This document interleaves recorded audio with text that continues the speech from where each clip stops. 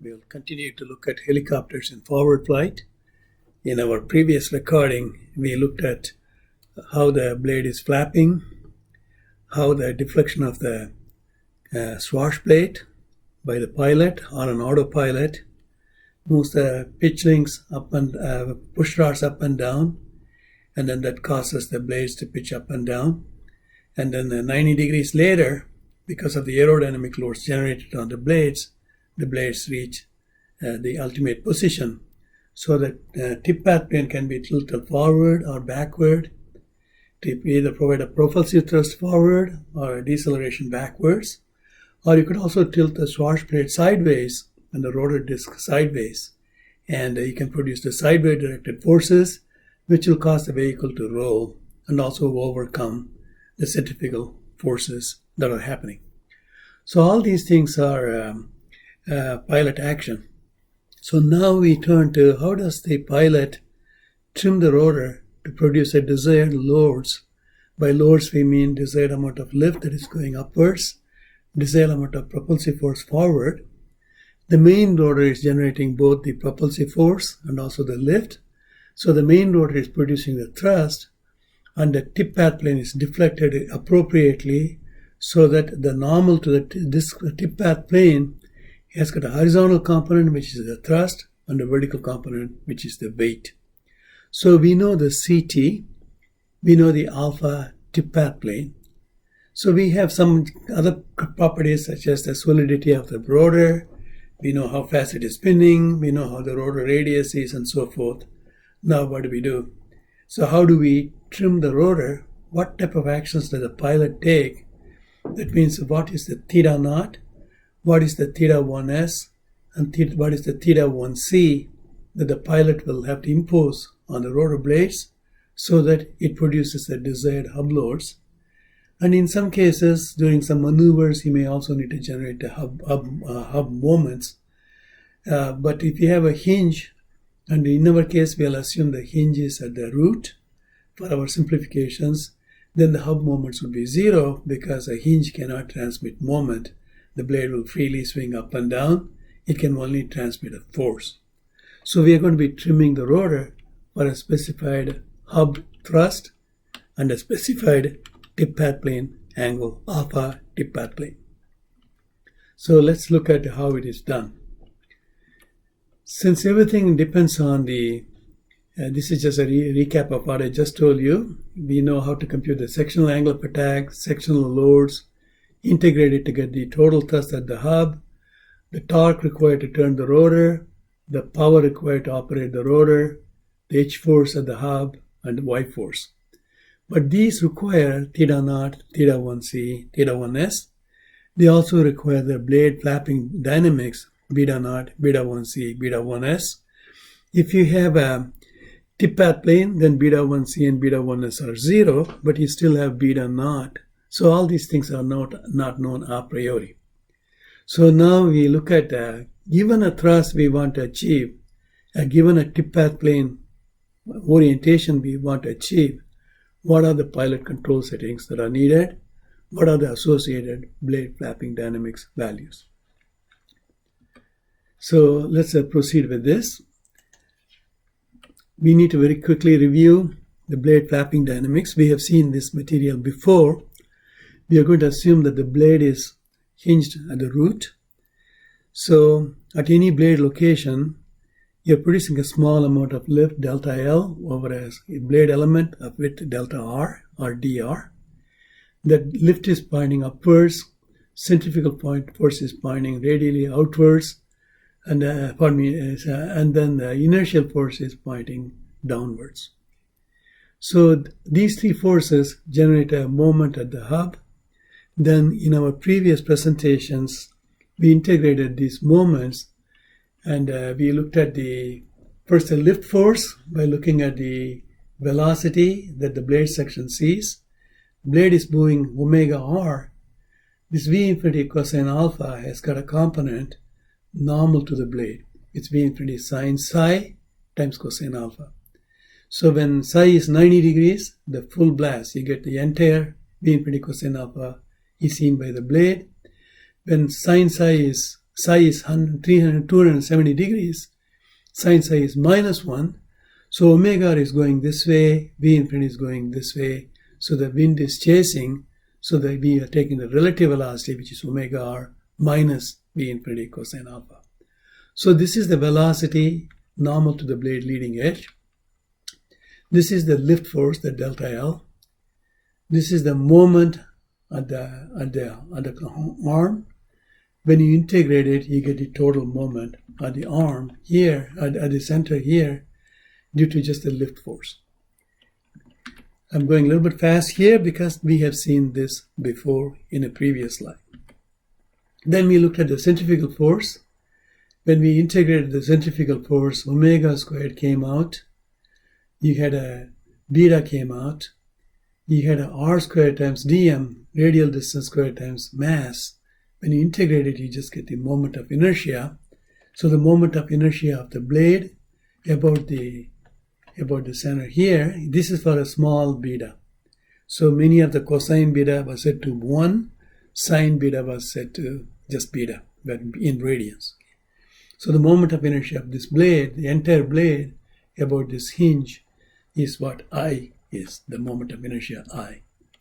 Finally, the inertial forces, when you are flapping up, you produce a inertial angular acceleration r times second derivative of beta with respect to time. So the inertial force is acceleration times mass. Then the moment is inertial force times the distance r. Then when you integrate it, again you get beta double dot is a constant as far as our integration goes.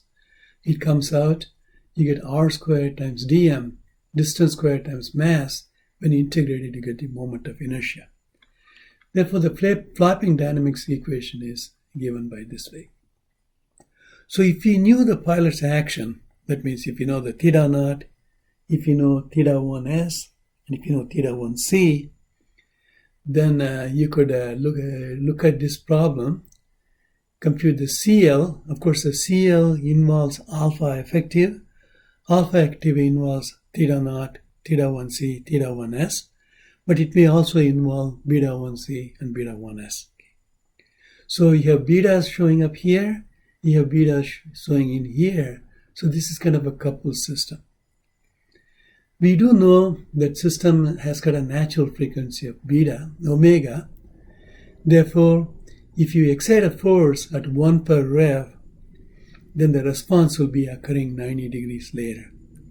So if you abruptly increase the lift at 90 degree angle by pitching the blade up at psi equal to 90 degree azimuth, the instantaneous lift would not instantaneously flap up the blade will flap up at psi equal to 180 degrees. So we know there is a 90 degree delay. So when you excite a resonating system at its natural frequency. Normally, if you excite a system at its natural frequency, the amplitude will grow higher and higher. But we have plenty of aerodynamic damping here, which keeps the blade from flapping up or down too much. Okay. If you rapidly flap up, you produce a downwash or reduce the angle of attack, dropping the lift. Likewise, if you rapidly flap down, you produce an upwash, which increases the angle of attack, increasing the lift, pushing the blade up. So naturally, there's an aerodynamic damping present in the system. We do not need an artificial or a mechanical damping at the hinge at all. So if you do the algebra using a very simple CL equal to A times alpha, we have seen this before, we get an expression like this. So the important thing here is the pilot actions are stored in here, theta 1c, theta 1s, and also theta naught. Blade response is showing up here, beta 1c, beta 1s, beta 1c, beta 1s. We notice these things occur in pairs all the time. We said in an earlier lecture, this is the included angle between what we call the control plane and the tip path plane. And on the other hand, beta 1c, beta 1s are somehow buried in here in this ODE. So one way we could solve this problem is, this is what an UAV unmanned system will do, is slowly adjust theta 1c, theta 1s and then integrate this in real time. Then you get the blade response, put that back into the CL, march another small amount of time step, and all the time you are changing your thrust, changing your lift, changing your hub forces. Then you trim theta naught, theta 1C, theta 1S until you eventually get the desired thrust and the desired tip path plane angle. So this is what an autopilot algorithm on a UAV may do. Okay. But what happens, pilot does it when it's a human pilot, he or she does it with the seat of their pants. If the vehicle is dropping, losing altitude, they need more lift, they will increase theta naught. And then they will control the theta 1S to control the fore and aft tilt of the tip path plane. They will use theta 1C to control the lateral tilt of the tip path plane. Okay. So it becomes a second nature to the pilot, a trained pilot, to move the joystick or to turn the knob to control the collective pitch and also control the lateral tilt or the fore and aft tilt of the tip path plane, of the control plane, which results in a response at the tip path plane. Now, we are going to explicitly solve for what is the theta naught, theta 1C, theta 1S the pilot needs. Okay. So what we are going to do is, we are going to assume a solution for beta, blade response. We are going to put it on the right-hand side and also on the left-hand side. Then we are going to equate the steady-state part, which does not have any sine psi or cosine psi, with the steady-state part on the right-hand side. We'll equate the cosine psi term to the cosine psi term, sine psi term to the sine psi term, and so forth. This is called a harmonic balance approach. Okay. So if you do that, we see because this has got a solution of A's cosine psi plus B sine psi is a homogeneous solution, these two terms do not produce anything. The higher order terms may, but if you keep just the one per flapping and don't keep this into play, when you plug all of this in on the left side, the only survivor is I times beta naught, which is a constant term. There's no sine psi term on the left side, cosine psi term on the right side. So if you have anything you get with sine psi or cosine psi, then those terms should be set to 0. So that's how the harmonic balance term works. Okay. So if you do that, then you get three equations, one for the steady state part, one for the cosine psi part set to 0, other one for the sine psi part set to 0. So if you solve it, you get these three equations. Coning angle beta naught. This is the beta 1C plus theta 1S. By the way, this theta at 80% radius means theta naught plus 4/5 of theta twist. Okay, you take the theta naught plus 4/5, which is 80% of theta twist. That's the theta at 80%. Theta at 75% is theta naught plus 3/4 of theta twist. Okay, so you take 75% of the twist plus at the root. And theta naught is buried in here, CT is here, so we get this expression. So we desire a particular CT, we desire a particular tip path plane deflection. Okay, that means we know that we want a desired beta 1S, beta 1C. Then we can solve for the theta naught, theta 1S, and theta 1C. But this is kind of a buried inside everything here. It's a coupled system of equations. So fortunately, because it's a linear system that involves theta naught, beta 1C, beta 1S, theta 1S, theta 1C, etc., we could invert it explicitly. Thankfully for us, Wayne Johnson's textbook shows the explicitly inverted value. So theta at 75%, which is theta naught plus 3/4 times theta twist, is this expression, explicitly known in terms of the thrust coefficient you want to achieve, how fast you are flying, what is the tip path plane inflow velocity, which is computed using Glovert, expression.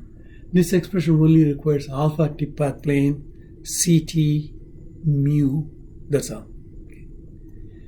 So we can solve for this if you know the alpha tip path plane, which is from the vehicle trim considerations. So we can solve for theta 0.75. For a desired blade flapping dynamics, we can solve for the theta 1s. You can solve for the coning angle of beta naught. If for a desired beta 1s, we can solve for the theta 1c. Okay. So we have explicitly solved it. So these are the pilot's actions that the pilot will take to produce a desired thrust value and a desired tilt of the tip path plane. Okay. So this is how the vehicle is controlled, or so-called vehicle is trimmed in steady level flight. So we have now concluded the blade aerodynamics and also how to trim a helirotor. But until now, we have ignored the effect of the fuselage. We have assumed the fuselage is a draggy vehicle body. When we say fuselage, we are talking about the hub and also the landing gear, empennage, everything else. Okay. We are assuming nothing else produces any forces or moments except the drag force. Okay. But what happens is when you have a fuselage, sometimes the fuselage produces some extra lift. So we are going to look at in the next video how to account for the extra lift produced by the fuselage so that the rotor has to produce slightly small amount of lift. How do we account for it? This will be covered in our next video.